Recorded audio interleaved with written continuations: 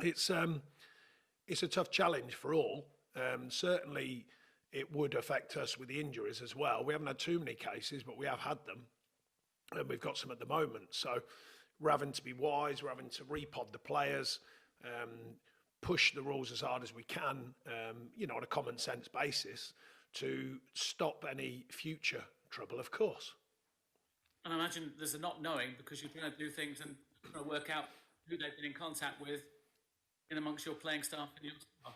Well, exactly, and the worry for us across the sport, I'm sure, not just us, but I can only give you my take on it, is the knock-on effect. So every time if you lock down sort of 5 or 6 players waiting for the next retest, then they get retested, that's still not enough because of the window they say that you can carry it. So then you have to wait for a second retest. By the time the second retest comes around, they haven't trained. Well, if that happens 3 or 4 times over 3 or 4 weeks, by the time the next game comes around, let's imagine in 3 weeks' time, you might be putting out a team who's only trained a handful of days in 3 weeks, and that then affects the competitive element of the league and the sport in general. So I think for me, look, it's a view. I'm not saying it's the view, but it's my view. I think vaccination is the way forward throughout football. I can only talk for the Premier League because I'm in the Premier League, but I think it'd be good for football. The reason for that, by the way, before, I appreciate some people would be surprised by that comment, but if you allow me the chance, if you think about it rationally, we're all going to get vaccinated. Everyone wanted football back, including ourselves, of course. Or not everyone, a lot of people wanted football back.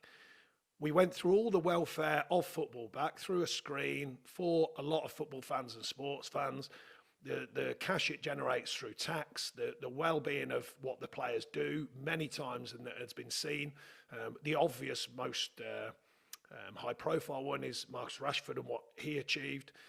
There's a lot of good come through football. So I think if you think of the idea of the amount of vaccinations across the country, the amount that would be needed in football, but the biggest thing for me is the balance. And the balance would be, and this is only theoretical, by the way, it's just a view, the amount of money being spent on testing in the Premier League, I can't speak for the other divisions, if that money was therefore channeled back into the NHS and into the vaccination system, surely that's a better place to be than it is just continuing testing a load of footballers 2, 3, 4 times a week.